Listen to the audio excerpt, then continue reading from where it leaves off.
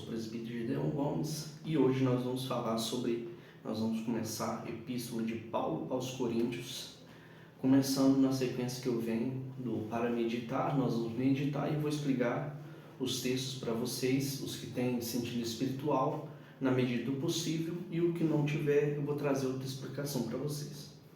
Então, a Epístola de Paulo aos Coríntios, o autor é Paulo, a data 56 depois de Cristo, e o tema da carta de Paulo é solução de problemas doutrinários e práticos da igreja e crescimento de uma igreja em Cristo. Palavra-chave: cruz, pecados sexuais, dons espirituais, amor e ressurreição. Então, irmãos, vamos começar.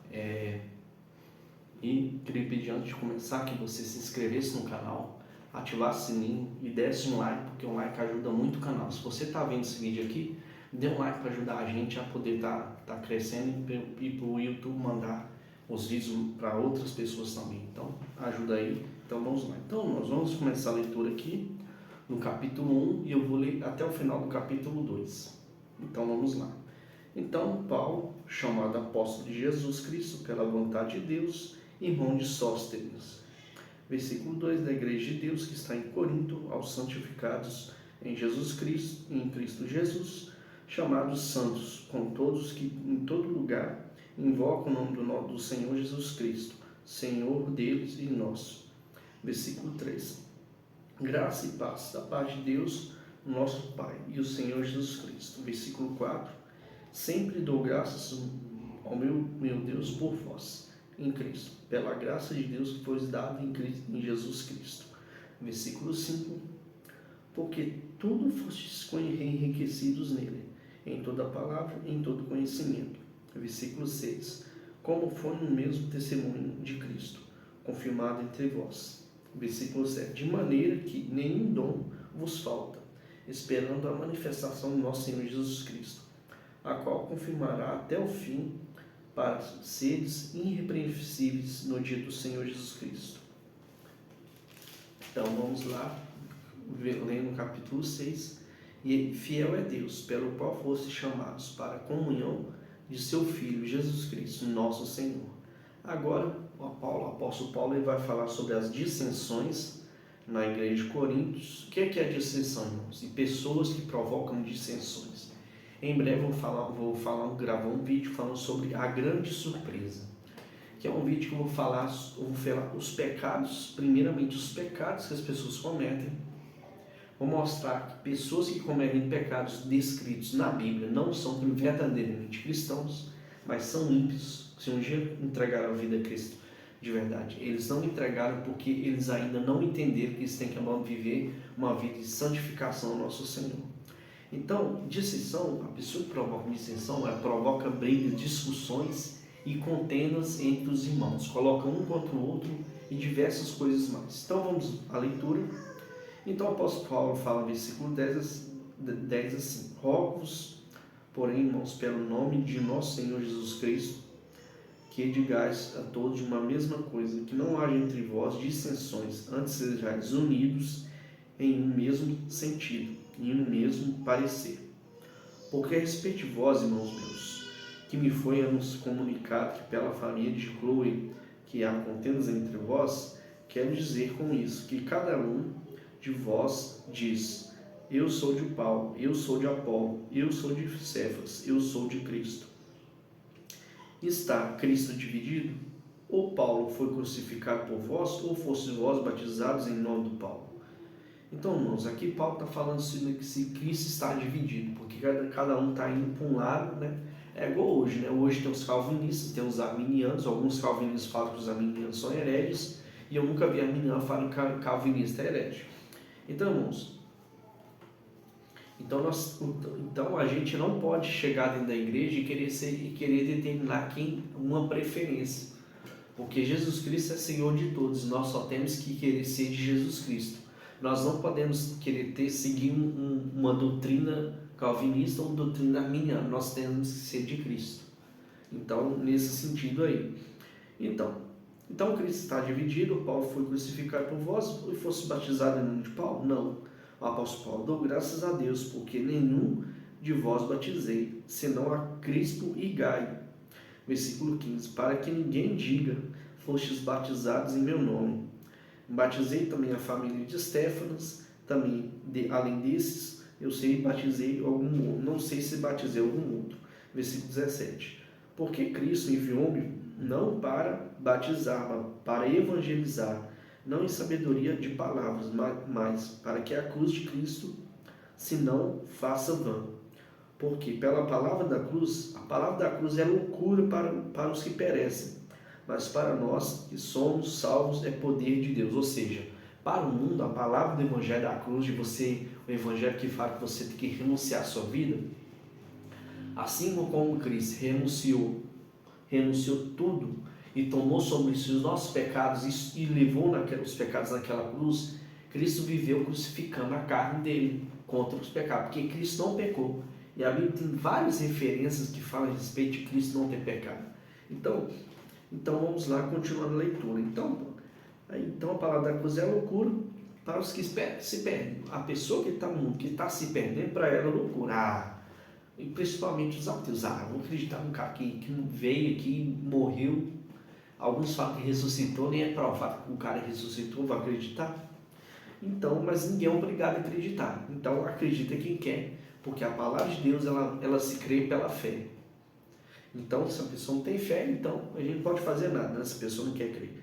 Então, 19, porque está escrito: doutrinei a sabedoria dos sábios e aniquilarei a inteligência dos inteligentes. Versículo 20. Aonde está escrito sábio? Onde está o escriba? Onde está o inquiridor deste século? Porventura, não tomou Deus a louca sabedoria deste mundo?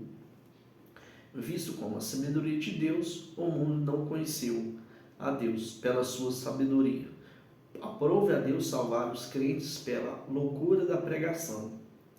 Versículo 22. Porque os judeus pedem sinal e os gregos buscam sabedoria, mas nós pregamos a Cristo crucificado, que é escândalo para os judeus, loucura para os gregos. Mas para os que são chamados, tanto judeus como gregos, eles pregamos a Cristo, poder de Deus e sabedoria de Deus. 25. Porque a loucura de Deus é muito mais sábia do que as dos homens, e a fraqueza de Deus é mais forte do que a dos homens.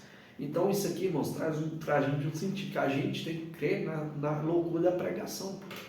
Porque Cristo um dia nos alcançou. Imagino que vocês aqui estão vendo esse vídeo aqui agora.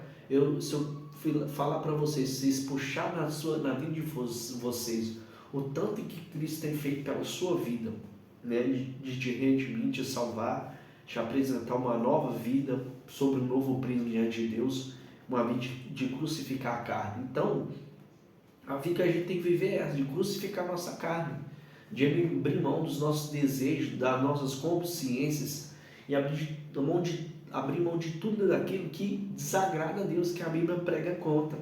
Nós temos que viver em busca de agradar a Deus. Isso é que um verdadeiro cristão faz. Então vamos continuar lendo aqui. Então, para os homens 26, porque vede, irmãos, a nossa vocação é que não são muito sábios segundo a carne, nem muito poderosos, nem muito nós nobres com os que são chamados. 27. Mas Deus escolheu as coisas loucas deste mundo para diminuir as sábias. E Deus escolheu as coisas fracas deste mundo para confundir as fortes. Disso aqui, irmãos, vou tirar Estevão, que foi o primeiro mártir da igreja cristã, né, no primeiro século da igreja cristã. Então eu falo para vocês, ele foi um mártir, né, porque os judeus ficaram enfurecidos porque eles não conseguiam debater com a sabedoria do Espírito Santo deu para ele para conversar com os fariseus. Aí por causa disso daí e por os fariseus não aceitarem a pessoa de Cristo, Estevão foi morto, né, apedrejado na porta da cidade formosa. Então vamos lá. Mas vós sois dele, Cristo, Jesus Cristo, o qual para nós foi eleito por Deus com sabedoria, e justiça e justificação e redenção, para que, como está escrito, aquele que se gloria, glorie-se no Senhor. Ou seja, se nós devemos nos gloriar na pessoa de Cristo, que morreu por nós e nos salvou. Agora nós vamos começar a leitura do capítulo 2 de 1 Coríntios até o versículo 16, né? Então, eu vou ler aqui e vou explicando à medida que for passando. Então, o caráter da pregação de Paulo, o texto começa assim, versículo 1, capítulo 2. Eu, irmãos, quando fui ter convosco, anunciando-vos o testemunho de Deus, não fui com sublimidade de palavras ou de sabedoria, porque nada me propus saber entre vós, senão Jesus Cristo, este crucificado. Versículo 3. Eu estive convosco em fraqueza, em temor, em grande tremor.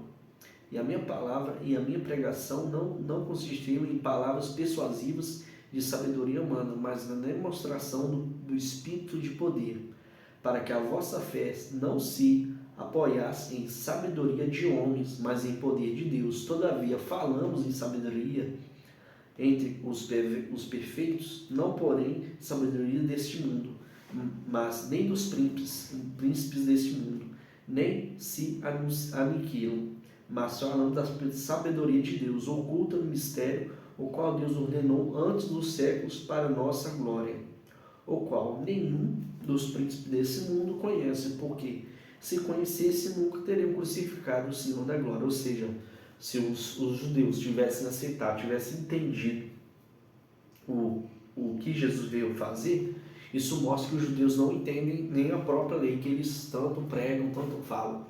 Porque Jesus Cristo, eles falam que Jesus morreu, mas Jesus morreu e ressuscitou para libertar a gente dos nossos pecados. Mas Jesus virá, no dia que Jesus voltar, ele virá para poder estabelecer o reino aqui na terra. E aí eles vão reconhecer que Jesus é o Messias, né? Então, continuando aqui, então, o versículo 8, pelo qual nenhum dos príncipes desse mundo conheceu, porque se conhecesse, nunca teria crucificado o Senhor da glória. Aí o versículo 9, mas está escrito, as coisas que o olho não viu e o ouvido não ouviu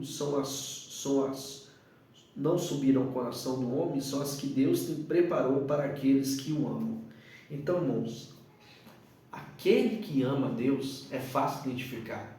A pessoa que ama a Deus obedece os mandamentos do Senhor Jesus, obedece a palavra de Deus. Então, se uma pessoa ama a Deus, a pessoa obedece a palavra de Deus. A pessoa simplesmente obedece. Então, vamos lá, versículo 10.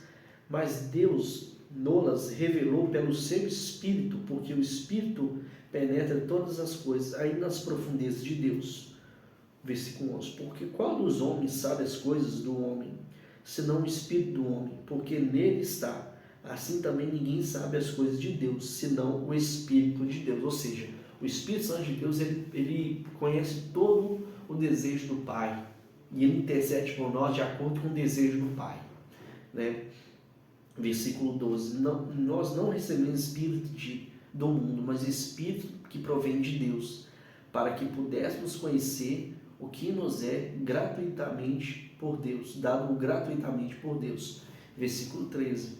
Porque das quais também falamos, não com palavras de sabedoria humana, mas com as que o Espírito Santo ensina, comparando as coisas espirituais com as espirituais. Ora, o homem natural não compreende as coisas do Espírito Santo de Deus, porque lhe parecem loucura, mas não pode entendê-las, para que elas se discernem espiritualmente. Mas o que é espiritual discerne tudo, e ninguém tipo assim, então a tradução fala assim, como espiritual, ninguém discerne ele, mas ele discerne todas as coisas. Versículo 16. Porque quem conheceu a mente do Senhor, para que possa instruí-lo, mas nós temos a mente de Cristo. Então, encerrando aqui o versículo 2. Então, irmãos, a palavra que está falando sobre que a pregação do Evangelho, ela não vem pela sabedoria humana. Então, irmãos, nós precisamos entender que a pregação do Evangelho, se vier por sabedoria humana, a palavra não prevalece. Mesmo que você fale, a palavra não volta vazia, mas se você pregar sem a ação do Espírito Santo, a palavra não surte efeito, né? Então, depois, futuramente, eu vou gravar um vídeo, o que é que a Igreja de Cristo não tem feito e o que está prejudicando. Então, vamos lá, irmãos. Então, até o próximo vídeo. Que Deus abençoe sua vida e com toda sorte de bênçãos para você e sua família. Em nome de Jesus, amém. Até mais.